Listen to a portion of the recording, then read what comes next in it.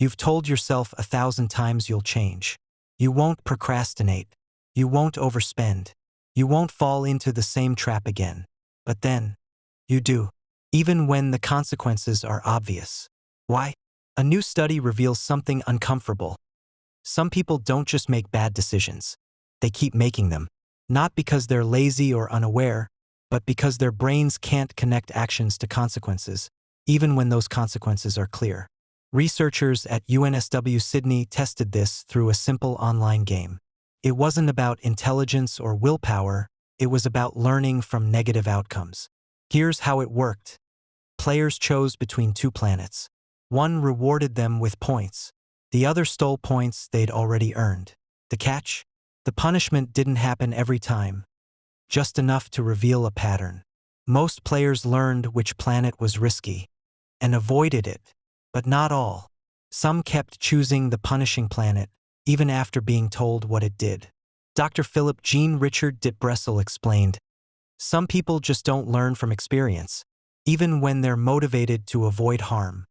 They fail to see their own behavior as the problem." The researchers identified 3 types. Sensitives figured it out and changed. Unawares didn't get it at first, but adapted once told. Compulsives kept repeating the bad choice even after being shown the right one. And these patterns held up globally. In a follow-up with 267 people from 24 countries, the same behaviors appeared. 6 months later, most people still acted the same. These weren't random mistakes, they were stable traits. Almost like personality types, compulsives stood out. Even when told what to do, they stuck to flawed strategies, often explaining in detail why they thought they were right. So the problem isn't always awareness. It's implementation. People know what they're doing. They just can't seem to stop. Real life is more complex than a game, but the patterns are familiar. We see them in gambling, addiction, overspending. Even in how we approach health, relationships, and habits. Public health campaigns often assume that if people just know better, they'll do better.